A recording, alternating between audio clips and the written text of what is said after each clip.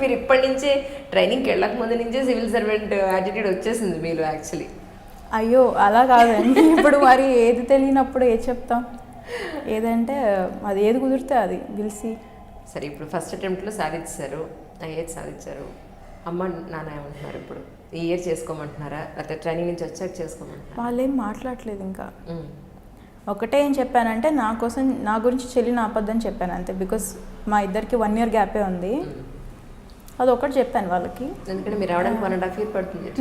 అదే, and she'll complete her PG soon. So తనకి వస్తే చేయండి అని చెప్పాను. ఎందుకంటే మా మమ్మీకి ఇది చాలా ఎక్కువ, పెద్దది అవ్వాలి, తర్వాత ఇది అవ్వాలి, పెద్దది అవ్వాలి, అదొక్కటి లైట్ తీసుకోమన్నాను. ఎవరికి ఎలా కుదిరితే అలా ఫస్ట్ చేసుకుంటే అది అయిపోతుంది. Then that thing when something comes up will take it up. Then practically కూడా ఇప్పుడు మీరు ట్రైనింగ్కి వెళ్తే 1.5 year అవుతుంది, లాక్ అయిపోతాం అక్కడ. ఆ తర్వాత మళ్ళీ జాయిన్ అవ్వడానికి కొంత టైం పడుతుంది. ఒక ప్లేస్లో మీకు అలొకేషన్ అది దాని గురించి చూసుకోవాలంటే అట్లీస్ట్ 2 years పడుతుంది. సో ఎవరు పాయింట్అవుట్ చేయడానికి కూడా ఇట్స్ ఏమంటారు genuine reason for it. So ఎవరు పాయింట్అవుట్ చేయడానికి కూడా లేదు. సరే, మా కోసం చెప్పండి, అమ్మ నాన్న కూడా చూస్తారు కాబట్టి ఇంటర్వ్యూ. ఎలాంటి అబ్బాయి కావాలి? పోనీ 2 years తర్వాతే అనుకుందాం. ఎలాంటి అబ్బాయి అయితే మీకు సూట్ అవుతారని మీకు అనిపిస్తుంది? ఎందుకంటే ఇంతకు ముందులాగా ఒక 20 ఏళ్ల క్రితంలాగా అమ్మాయిలు ఏదో డిగ్రీనో పీజీనో చేసేసి హౌస్ వైఫ్లా ఉండిపోవడం, most of the people, very few people బయటకు వచ్చి ఉద్యోగాలు చేయడం అనేది జరుగుతూ ఉండేది. ఇప్పుడు పర్సంటేజ్ పెరిగింది. ఆడపిల్లలు వాళ్ళ కాళ్ళ మీద వాళ్ళు నిలబడి వాళ్ళకంటూ ఒక ఇన్కమ్ సోర్స్ వెతుక్కుని as now we're ready for the marriage అని. తర్వాత పిల్లల పాయింట్ ఆఫ్ వ్యూలో కూడా వాళ్ళు మెంటలీ ప్రిపేర్డ్గా ఉంటే కానీ ఎలాంటి స్టెప్ తీసుకొని నాలెడ్జబుల్ అమ్మాయిలు ఇప్పుడు పర్సంటేజ్ వైజ్ మనకు చాలా పెరిగింది. సో అందుకని మీకు ఎలాంటి వాడైతే మీకు కంపానియన్ సూట్ అవుతారని మీకు అనిపిస్తుంది అని అంటే ఏం చెప్తారు? ఇప్పటి వరకు పెద్దగా ఆలోచించలేదు, బట్ నాకు తెలిసి that connection is very important. You will feel that, I don't know how to express it, but and at the same time కొంచెం sensible person, I know someone who can adjust a little and let me adjust a little. ఇవే ఇలాగే ఉండాలి అని strong mindset ఉంటే కష్టం. And that happens. Okay, చాలాసార్లు civil services వచ్చాక they will become very strong in their mindset, but అది personal లైఫ్లోకి తేవద్దు అనేది నా opinion. You have to be as non officer as possible in your personal life. Correct, true, నిజమే కదా. ఒకసారి ఎక్కడున్నా సివిల్ సర్వెంట్స్ కానీ లేదా ఒక టాప్ మోస్ట్ ప్రొఫెషన్లో ఉన్నప్పుడు మేబీ మైండ్లో మనసులో అలా ఉండిపోతుందేమో ఆ అథారిటీ అనేది కానీ ఆ స్ట్రాంగ్ ఒపీనియన్స్ కానీ అలా ఉండిపోతే అడ్జస్ట్ అవ్వడం కష్టం అవుతుంది. సో మీ పాయింట్ ఆఫ్ వ్యూలో మీరు కొంత అడ్జస్ట్ అవుతారు, అవతల వచ్చేవాడు కూడా కొంత అడ్జస్ట్ అయితే లైఫ్ కూల్గా వెళ్ళిపోతుంది అనేది మీ point. That's really great. And some amount of liveliness, అంటే కొంచెం జోకులు, కొంచెం సినిమాలు. వాట్ అబౌట్ సినిమాలండి? నేను పెద్దగా చూడనండి. అవునా? టైం లేదు అసలు. అంతకుముందు అంటే హైదరాబాద్లోనే ఉండుంటే ఒకవేళ అలవాటు పడేవేమో, బట్ బీటెక్ అప్పటి నుంచే నేను బయటకు వెళ్ళిపోయాను. ఆఫ్టర్ 10 years ఐ థింక్ నేను ఇప్పుడు again I'm staying for so long in Hyderabad. UPSC journey అప్పుడే. ఇంక దాని తర్వాత బయట తిరుగుతూ అక్కడ ఇంకా కుదరలేదు. సివిల్ సర్వీసెస్కి మీ పర్సనల్ ఇన్ఫర్మేషన్ ఇచ్చే దాంట్లో హాబీ అనేది చాలా కంపల్షన్ ఉంటుంది, అది అడగాలి, అది రాయాలి అని అంటారు. మీ పరిస్థితి ఏంటి? ఏం రాశారు? సో సేమ్ నాకు అదే ఇష్యూ అయింది. నాకు యాక్చువల్గా పెయింటింగ్ అంటే ఇష్టం, బట్ నేనేం ప్రో కాదు పెయింటింగ్లో, ఏదో beginner painter type. But painting రాస్తే ఇష్యూ అనిపించింది నాకేంటంటే వాళ్ళకి ఖచ్చితంగా చాలామంది పెయింటర్స్ మీద వాటి మీద అవగాహన ఉంటుంది. They are very well read people. So నాకు అది ప్రాక్టికల్ అనిపించలేదు. రాసి వెళ్ళి గొయ్యిలో కొని అక్కడ దాంట్లో పడ్డం ఎందుకని నేను అది రాయలేదు. ఇంకా మిగతా వస్తే కొంచెం ఐ లైక్, మా పిన్ని ఉంటుంది, మా పిన్ని చిన్నప్పటి నుంచి ఈ బ్యాంగిల్స్ చేయించడము, ఇయర్ రింగ్స్ చేయించడము, she likes all of that. So తనతో కూర్చొని అవి చేయడం నాకు ఇష్టం. సో అది చేస్తాను కాబట్టి అది రాశాను. Because that is a forte. You have to see. వాళ్ళు ఖచ్చితంగా హాబీ మీద అడుగుతారండి. మీరు మాట్లాడగలిగేలా ఉండాలి, మీరు ఏదైనా చెప్పగలిగేలా ఉండాలి. వాళ్ళు అడిగినప్పుడు చెప్పలేకుండా ఉంటే బాగోదు. అటువంటి హాబీ ఏదైనా తీసుకుంటే బెటర్. మీరు ఒకవేళ ఇప్పుడు ఏం లేకపోయినా డెవలప్ చేసుకుంటే బెటర్. సో ఈ bangle making and earrings ఇవన్నీ కొంచెం యూనిక్ అనిపించాయి. They definitely will be interested and I will have more to talk about it. కాబట్టి అది రాశాను నేను. ఇంకోటి ఏంటంటే సెకండ్, ఆర్టిఫిషియల్ ఇంటెలిజెన్స్ అంటే నాకు చాలా interest. Because I believe that's going to be the next big revolution. And government కూడా దాని మీద చాలా, all governments, international governments are all working on it, all international companies are working on it. So నేను దాని మీద ఎక్కువ interest పెట్టుకొని చూడడము, చదవడము, వాటివి డాక్యుమెంటరీస్ చూడడము అవి చేస్తుంటాను. So I mention that also. So artificial intelligence గురించి నాకు చాలా అడిగారు ఇంటర్వ్యూలో కూడా. ఇవి 2 రాశాను నేను. మీకు ఏవైతే you can talk at length అని అనిపిస్తుందో అది మెన్షన్ చేయడం better. And you have genuinely should have some interest. అక్కడ there are people of lot of ఏమంటారు దాన్ని, వాళ్ళకి ఎంత ఎక్స్పీరియన్స్ ఉంటుంది on everything. So if you fake anything right on your face they will make it out. So మీకు ఆ genuine interest, knowledge, content తెలిసినప్పుడు ఆ హాబీ రాయడం బెటర్. నిజంగా ఏ హాబీ లేకపోతే pick up one hobby. Cycling is a very good thing హెల్త్కి కూడా. So pick that up and write it as a hobby. And you should know about it. Cycling అంటే ఎందుకు సైక్లింగ్ చేయాలి, దానివల్ల బెనిఫిట్స్ ఏంటి, ఎప్పుడు మొదలైంది, అండ్ నెక్స్ట్ రెవల్యూషన్స్ ఏంటి సైక్లింగ్లో, ఇవన్నీ కూడా తెలియగలగాలి. మీ ఇంటర్వ్యూ పాయింట్ ఆఫ్ వ్యూలో ఎలా జరిగిందంటే ఏం చెప్తారు? నాదైతే నాకు నచ్చింది. I was happy after coming out of my కొన్ని మిమ్మల్ని ఏమడిగారు చెప్తారా వ్యూవర్స్ కోసం? సో నాకు ఇంటర్వ్యూలో ఫస్ట్ మాది సత్యవతి మేడం బోర్డ్ అనమాట నాది. అందులో వెళ్ళంగానే మేడం నన్ను ఏమేమి చదివావు అది డాఫ్ చదివారనమాట. చదివాక మరి ఏం చేస్తున్నావు, ఎప్పుడు why did you quit your job ఇంతమంది కోవిడ్ టైమ్స్లో they are looking for jobs and you quit your job and preparing అని నేను చెప్పాను. ఒక 1-2 attempts I'll give it with all my ability and strength and everything. So then అప్పుడు వదలకపోతే నేను job తీసుకుంటానని చెప్పాను మ్యామ్కి. నెక్స్ట్ నేను ఎల్జీబీటీ కమ్యూనిటీ గురించి ఐ వర్క్డ్, అంటే వర్క్ కాదు, సమ్ కమ్యూనిటీ ఎక్స్ట్రా కరిక్యులర్ యాక్టివిటీస్లో అవి చేశాను అనమాట. సో దాని మీద నన్ను క్వశ్చన్స్ అడిగారు. సెక్షన్స్ ఏంటి, జడ్జ్మెంట్స్ ఏంటి, నీ ఒపీనియన్ ఏంటి అవి అడిగారు. దెన్ అక్కడ నుంచి ఐపీసీకి వచ్చారు, because section 377 belongs to that. So ఐపీసీకి వచ్చాక ఐపీసీలో ఇంకా మిగిలిన రిడెండెంట్ సెక్షన్స్ ఏంటి అడిగారు. తర్వాత ఐఐటీస్, ఐఐఎమ్స్ ఇవన్నీ ప్రీమియర్ ఇన్స్టిట్యూట్స్, ఎన్ఐటీస్, వీటి నుంచి జనాలు ఎందుకు ఎంప్లాయబుల్గా లేరు యాజ్ పర్ రిపోర్ట్స్, నీ ఒపీనియన్ ఏంటి అడిగారు. నా ఒపీనియన్ చెప్పాక నేనేమన్నానంటే కొంచెం ఇంటర్న్షిప్స్ అవి పెంచాలి బికాస్ ప్రాక్టికల్ నాలెడ్జ్ వల్ల. అంటే సో మ్యామ్ 5 years చేయమంటావా మరి బీటెక్ అని అడిగారు. మా టైంలో 5 years ఉండేది, మళ్ళీ 5 years చేయమంటావా అంటే లేదు అన్నాను. Then she asked me for reasons. So I gave the same. అంటే 5 years వల్ల again there are social issues also కదా, సేమ్ థింగ్. మిడిల్ క్లాస్ ఫ్యామిలీస్కి ఎక్స్ట్రా బర్డన్ అవుతుంది. 21కి కాకుండా 22కి బీటెక్ అవుతే అమ్మాయిలకి ఎంటెక్ చేయడం కష్టం అవుతుంది. అలాంటి ఇష్యూస్ అవి చెప్పి and I told ma'am that 4 years పెట్టుకొని బట్ స్టూడెంట్స్కి చాలా ఖాళీ టైం ఉంటుంది, ఆ టైంలో ఇంటర్న్షిప్ కోసం పుష్ చేయాలని అలా. Then ma'am said okay, next 4 members ఉంటారు. Every person will pick one thing about your detailed application form and ask questions.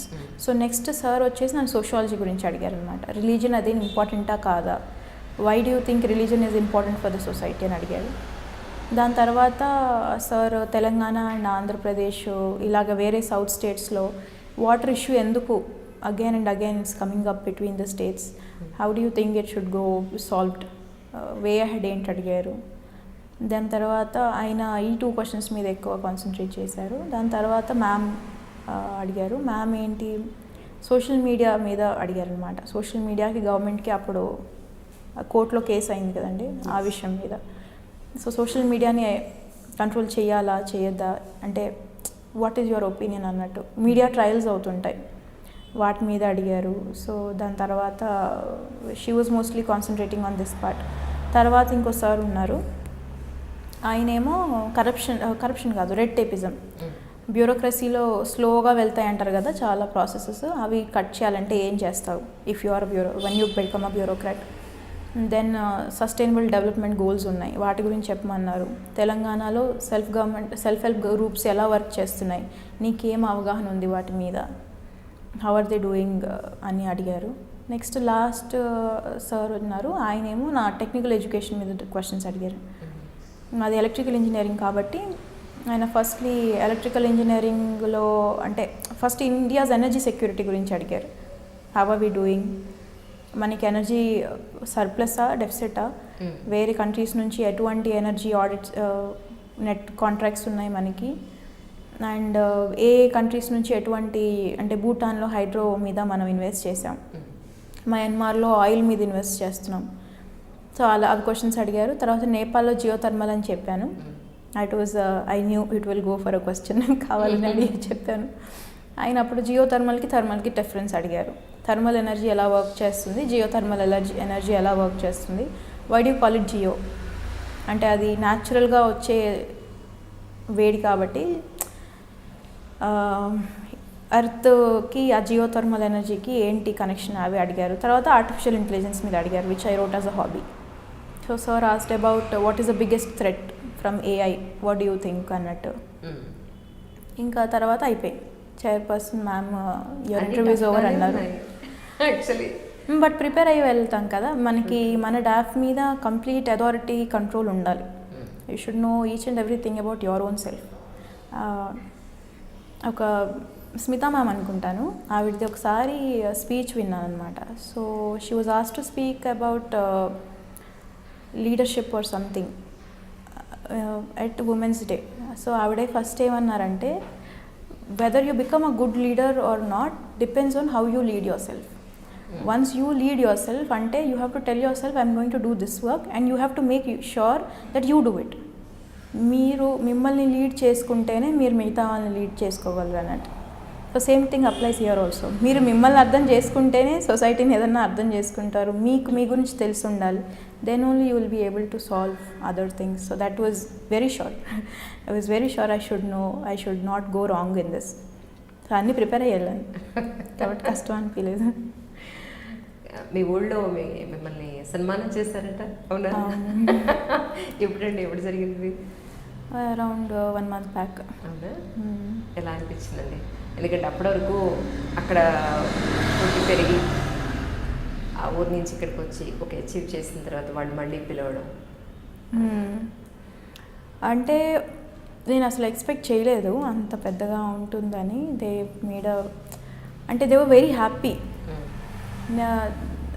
I was అంత పెద్దగా రిసీవ్ చేసుకుంటారని అనుకోలేదు. And they were so happy, genuinely they were very happy that someone from this village he's gone and done something. And that felt very inspirational actually to me. అంటే people are taking up and they అంటే because they are happy అంటే it does not just mean they are happy, they are looking up to you and you feel that you have to give back that what ever మీకు ఉన్న responsibility అనేది కూడా మీకు తెలుస్తుంది. That's what I felt, that you should be able to do all the kinds of దాన్ని ఏమంటారు, వాళ్ళు అనుకున్న విధంగా మనం సర్వ్ చేయగలగాలని. నేను కేటీఆర్ ఏదో కలిసినట్టున్నారు, ఏమన్నారు? Sir was also very happy. ఆయన తెలంగాణ నుంచి ఇలా ర్యాంక్ వచ్చింది, ఫస్ట్ అటెంప్ట్లో వచ్చింది అంటే అప్రిషియేట్ చేశారు చాలా. అండ్ తెలంగాణకి వర్క్ చేయమని అన్నారు. And I'm very happy, I would be very happy. State వస్తే క్యాడర్ ఏది వస్తుందో తెలీదు, బట్ వస్తే I will be very happy. And అది నార్మల్గా ఏం చదివావు అవి అడిగారు. Then he asked about why and when I thought about civil services. So అలా. కానీ మీరు ఎప్పుడు లైఫ్ ఎప్పుడు నార్మల్గా ఉండకూడదు, లైఫ్ ఎప్పుడు ప్రో ఉండాలి అని అనుకుంటూ ఉంటారంట. ఎందుకని?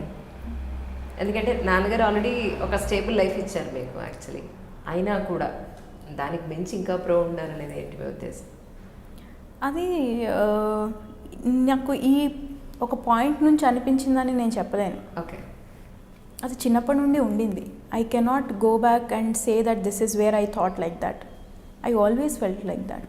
I don't know why. I think unconsciously it must have been a thing of what my father, mother, తాతగారు వీళ్ళంతా చెప్పిన దాని ప్రకారం అయి ఉండొచ్చు. చెల్లి కూడా ఎప్పుడూ ఏదో చదివేశాము అలా ఎప్పుడూ లేదు. అసలు యాక్చువల్గా నేను చదవనప్పుడు వచ్చి ఏడ్చేది, అక్కయ్య ఎందుకు చదవట్లేదు, నువ్వు చదువు. ఓకే. సో ఇంట్లో ఎన్వైర్న్మెంట్ అనుకుంటాను అది. Parents also never settled for anything which was ordinary. అంటే మా ఫాదర్ విషయం కూడా చూస్తే from the village he has come and to the point he is today, it's an inspirational journey for any one. So when you grow, అలా అని వాళ్ళు ఏం రోజు వచ్చి నువ్వు ఇది చదవాలి, ఇలా చేయాలి సివిల్స్కి, అలాంటివి ఏం లేవు. It was normal usual family. And వాళ్ళు ఎప్పుడూ చెప్పలేదు ఇలాగా ఇంత పెద్దగా ఉండాలి, you should become something, should have a pro అన్నట్టు. అలా జరిగింది చిన్నప్పటి నుండి, అది ఉండింది. I think it's more of a psychological thing, more like my mother. ఈ ప్రిపరేషన్ ఉన్నన్ని రోజులు కూడా సోషల్ మీడియాని పక్కన పెట్టారా అని అంటే? నేను సోషల్ మీడియా పర్సన్ కాదు. అవునా? I'm not. I'm trying to becoming one to keep up with the generation. So ఇంతకుముందు ఫేస్బుక్ ఒకటే ఉండేది, వాట్సాప్ వాడేదాన్ని. ఇన్స్టాగ్రామ్ అనేది నాకు మామూలుగానే లేదు, మొన్న క్రియేట్ చేశాను. సో ఫేస్బుక్ ఒకటి పక్కన పెట్టాను. అది కూడా ఫేస్బుక్లో నేను ఎవరితోనో ఇది చేస్తాను కాదు, గేమ్స్ ఆడేదాన్ని ఫేస్బుక్లో. సో గేమ్స్ ఆడొద్దని చెప్పి దానికి ఒకటి డియాక్టివేట్ చేశాను. But the rest WhatsApp, Telegram, everything was there. Just Facebook లేదు. అండ్ ట్విట్టర్, ఇన్స్టాగ్రామ్ ఇవి నాకు మామూలుగానే లేవు. సో నేనేం పక్కనేం పెట్టలేదు. సో సినిమాలు ఎక్కువ చూడరు, సోషల్ మీడియాలోనూ ఎక్కువ యాక్టివ్ లేరు. సో అలా జరిగింది. I'm not a boring person. No what I mean to say, మీ ప్రిపరేషన్లో రిలాక్స్ అవ్వాలి అంటే మరి ఏం చేశారు అంటే? సినిమాలు చూస్తాను అంటే, కానీ ఇప్పుడు మీరు ఒక జానర్ అడిగి మీకు ఏది ఇష్టం అంటే నేను చెప్పలేను. ఏది పడితే అవి చూస్తాను అనమాట. ఓకే. అండ్ డాక్యుమెంటరీస్ అంటే నాకు చాలా ఇంట్రెస్ట్. ఏవో ఒకటి కొత్తగా తెలుస్తూ ఉంటాయి కదా వాటిలో. లైక్ చైనా మీద డాక్యుమెంటరీలు చూడడం అంటే నాకు చాలా interest. I'm like it feels like a brilliant fleet to me what they have made in 30 years. It's impossible. Something I don't think I could in my wildest dreams think of something such a drastic change. So అవి చూస్తుంటాను అనమాట. అసలు వీళ్ళు ఏం చేశారు, ఎలా వచ్చారు, అలాంటివి చూడడం అంటే నాకు చాలా ఇంట్రెస్ట్. గ్రాండ్ పేరెంట్స్తో దగ్గర పెరగడం, గ్రాండ్ పేరెంట్స్తో అట్లీస్ట్ కొంతకాలం అన్న టైం స్పెండ్ చేయగలడం అందరికీ దొరికే అదృష్టం కాదు. సో పేరెంట్స్ దగ్గర పెరగడానికి, గ్రాండ్ పేరెంట్స్ దగ్గర పెరగడానికి మీరు చూసే ఉంటారు చాలామందిని. అది మీ ఓన్ ఎక్స్పీరియన్స్ ఎలా ఉంది అంటే ఏం చెప్తారు? Actually we are fortunate, my parents are also fortunate కదా. ఆ టైంలో my mother and father could give time to their career. మమ్మల్ని అక్కడ వాళ్ళ దగ్గర ఉంచి. సో గ్రాండ్ పేరెంట్స్ దగ్గర వన్ మెయిన్ థింగ్ ఏంటంటే they give you time, they will mould your mind thinking అనమాట. పేరెంట్స్తో పెరిగిన వాళ్ళకు ఇది ఏది ఉంటుందంటే వాళ్ళు మన బాగోగులు చూస్తారు, ఏం చదువుతున్నామా లేదా, తిన్నామా లేదా, ఇవి చూస్తారు. గ్రాండ్ పేరెంట్స్ ఏంటంటే మీరు ఏది ఆలోచిస్తున్నారో గమనించగలరు, వాళ్ళకి ఆ టైం ఉంటుంది. అండ్ మా తాతగారు ఏంటంటే మాట్లాడేవాళ్ళు అనమాట బాగా మాతో. And I mean he was always knowing what we think, how we think. మా ఫాదర్తో అసలు అంత టాకింగ్ ఎప్పుడు జరగలేదు నాకు రీసెంట్ టైమ్స్ వరకు. అంటే I will give you small example. నాకు తెలిసి it was 2 examples I give you. ఒకటి ఏంటంటే ఆయన పొద్దున్నే లేచి న్యూస్ పేపర్ చదువుతుంటారు, పక్కన కూర్చుని ఉండేవాళ్ళం. అండ్ ఐ వాజ్ జస్ట్ చూస్తున్నాను, ఒక వాల్కనో ఫోటో ఉండింది. I was hardly around 6 or 7 years. ఆ టైంలో వాల్కనో ఉంటే కొత్తగా అనిపిస్తే అడిగాను ఏంటది అని. దెన్ హీ టోల్డ్ మీ ఇది ఇలా ఉంటుంది, బర్స్ట్ అవుతుంది, జనాలు చనిపోతారు, somewhere people died, somewhere in Europe or something. And then I got very anxious, అమ్మో ఇలాంటిది ఏదన్నా హైదరాబాద్లో వస్తే మేమేమైపోతామని. దెన్ అడిగాను మనకు వస్తే ఎలాగ ఎప్పుడైనా వచ్చిందా ఏంటి అని అడిగితే తాతగారు అన్నారు లేదు ఇండియాలో రావు అని. అదేంటి ఎందుకు రావు అంటే ఇక్కడ లేవు volcanoes, as a geographically we're not having అని. అప్పుడు నేను హమ్మయ్య అన్నాను అంతే. దానికి ఆయన గంట క్లాస్ స్పీకర్ అనమాట. అంటే మనుషులు ఎక్కడ ప్రాణం పోయినా అది ఒకటి కాదా, నీకు అప్పుడే ఇది నా రాష్ట్రం, ఇది నా దేశం అనేది అవసరం నీకు. సో అలాగా your personality molds a lot. That's what I was telling you, right? My morals and values a lot come from him. Yes. So he was very sure that we understand those intricacies at the very beginning of our age. And ఇప్పుడు అప్పట్లో India Pakistan match అంటే పెద్ద craze. అప్పట్లో Inzamamul Haq was the captain of Pakistan. And ఎప్పుడు బాగా score చేసేవాళ్ళు అనమాట. ఆయన బ్యాటింగ్కి వస్తే అబ్బాయి ఎందుకు వచ్చాడని నేను తిట్టుకునేదాన్ని. అండ్ ఒకరోజు ఆయన డకౌట్ అయినట్టున్నారు and India won the match and I made it a big point. I was celebrating. Was hardly 11-12 years. అప్పుడు కూడా then he made me sit. నువ్వు అసలు అంత ఆనందపడిపోవాల్సిన అవసరం ఏముంది? నిన్న ఆస్ట్రేలియా మీద గెలిచినప్పుడు ఎందుకు చేయలేదు, నువ్వు పాకిస్తాన్ మీద గెలిచినప్పుడు ఎందుకు చేస్తున్నావు? I you getting at what you are doing అని. You should not hate someone just because society is telling you something. You should not love something. You should have a reason for everything. You should think and take things rationally. Emotions కూడా ఒక అర్థం ఉండాలనేది, like those things he was very particular. తాతగారు ఏం చేస్తూ ఉండేవారండి? ఆయన AG's ఆఫీస్లో వర్క్ చేశారు and he retired very long back, maybe when I was 10 years. Now he is retired and happily settled. ఇక్కడ దిల్సుఖ్ నగర్ దగ్గర ఉంటారు. ఈరోజు మీరు ఈ స్థాయిలో ఉన్నారు అని అంటే ఈ సందర్భంగా మీడియా ముఖంగా మీరు ఎవరికి థ్యాంక్స్ చెప్పుకోవాలి అంటే ఏం చెప్తారు? All my family, everyone played their part. I mean ఇప్పుడు నేను చెప్పిన స్టోరీస్లో కూడా you can see a lot of people played different roles and everyone it's like a vanta chesnattu. All the ingredients came together and the final result came out to be this. So it's not just me, my mother, father, tatagaru, ammamma, pinni, pedamma, everyone, mamalu, ma chelli, everyone played their own role. And also social media internet played a very big role. So I think major thanks to my family. Yeah. గురువులు అంటే Teacher. What about your guru? Teachers ante I had different teachers at different phases of my life. So ikkada in UPSC preparation lo there was one sir that I came across. Ante ఆయన ఎప్పుడు నన్ను UPSC mentorship ప్రోగ్రాంలో mentor కింద అలా ఎప్పుడు treat చేయలేదు.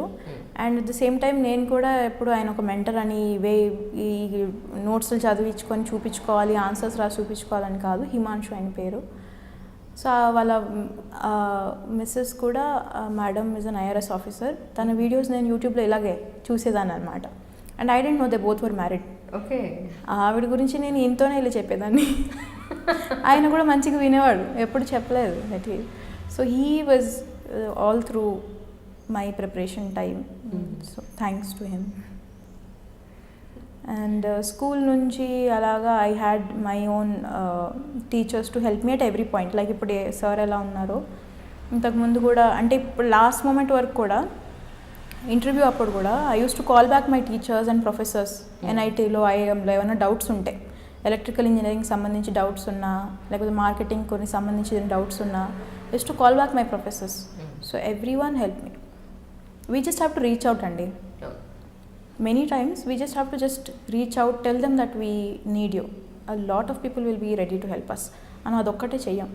ఢిల్లీలో మీరు కోచింగ్ తీసుకున్న తర్వాత ఇక్కడ హైదరాబాద్ వచ్చేసిన తర్వాత ప్రిలిమ్స్కి కానీ మెయిన్స్కి కానీ ఇంటర్వ్యూకి కానీ పర్టికులర్గా ఎవరి దగ్గరికి వెళ్ళలేదా? మీ అనుగానే ప్రిపేర్ అయ్యారా? ఇంకంతా ఆన్లైనే జరిగింది. ఇంకా ఎక్కడికి వెళ్ళడానికి లేదు. యాక్చువల్గా ప్రిలిమ్స్ వరకు వీ కుడెంట్ మూవ్ ఎనీవేర్.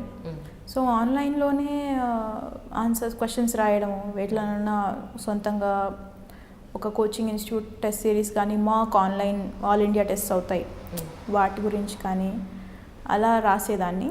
తర్వాత మెయిన్స్ టైంలో ఫస్ట్ ఒక టెస్ట్ సిరీస్ జాయిన్ అయ్యాను, సోషియాలజీ. నాకు అంతగా నచ్చలేదు. మళ్ళీ శంకర్ ఐఏఎస్ అని ఒకటి ఉంటుంది, అందులో జాయిన్ అయ్యాను. మీరు నమ్మరు, జనవరిలో నాకు ఎగ్జామ్ ఫస్ట్ వీక్లో 7th నుంచో 8th నుంచో స్టార్ట్ అయింది. నవంబర్ లాస్ట్ వీక్లో ఎగ్జామ్ రాస్తే 250 మార్క్స్ పేపర్కి 72 వేశారు నాకు. It's very low, it's very very low. So my world came to an end actually to a point. Disappoint అయిపోతాం కదా, ఇలా వస్తే అసలు మనం ఎలా పాస్ అవుతాం అనే క్వశ్చన్ వచ్చేస్తుంది కదా. నాకు క్వశ్చన్ పేపర్ కూడా కంప్లీట్ చేయలేకపోయాను సోషియాలజీలో, ఎందుకంటే జిఎస్ చేసేదాన్ని, ఏముంది వెంటనే రాసేయడం. సోషియాలజీలో ఏంటంటే థింకింగ్ చేసి రాయాలన్నాను కదా మీకు, కొంచెం క్రియేటివిటీ, ఆ pro levelness, whatever it is needed. దానికి కొంచెం we have to think and write. ఆ థింకింగ్లో టైం పట్టేది. నేను పేపర్ కూడా కంప్లీట్ చేయలేకపోయేదాన్ని. నాకు ఫస్ట్ టైం 72 వేశారు, నెక్స్ట్ పేపర్లో 86 వేశారు. It's very wrong, it's very less. మీకు కోచింగ్లోనే ఇంత తక్కువ వేస్తారంటే యాక్చువల్ పేపర్లో ఇంకా తక్కువ వేస్తారు. సో నేను ఆయనకు కాల్ చేశాను, ఎవరైతే ఎవాల్యుయేట్ చేశారో ఆయనకు కాల్ చేసి ఏంటి నేను చేసిన తప్పని అడిగాను. ఆయన అన్నారు యూ విల్ స్కోర్ వెల్ అని. అన్నాను సార్ మీరు వేసింది 72, మీరు నేను స్కోర్ వెల్ అంటే ఊరికే చెప్పకండి, tell me because just 1 month ఉందని. So he said he told me one thing only, నీకేంటంటే ఇష్యూ అడిగింది కరెక్ట్గా రాయలేదు అంతే, but that creative thinking or whatever is needed, that uniqueness in the paper is there. All you have to do is pick up that basic things. మిగతా వాళ్ళ పేపర్లలో ఏదైతే ఉంటుందో అది నీ పేపర్లో లేదు, వేరే వాళ్ళ పేపర్లో లేనిది నీ పేపర్లో ఉంది. మిగతా వాళ్ళ దగ్గర ఉన్నది అదొకటి పిక్ చేసుకో చాలు అన్నాను. I asked him how, so gave me few tips. అంటే సోషియాలజీలో ఏమన్నా ఆన్సర్స్ చాలా సొసైటీల మీద ఉంటాయి కాబట్టి అవి జనరల్ స్టడీస్ వాళ్ళు రాసినట్టు రాయకుండా కొంచెం సోషియలాజికల్ యాంగిల్లో రాయాలి, అంటే యాజ్ అ సబ్జెక్ట్ రాయాలన్నమాట. ఇప్పుడు ఉమెన్స్ ఇష్యూస్ ఉంది, మీ టూ మూమెంట్ మీద క్వశ్చన్స్ అడిగారు.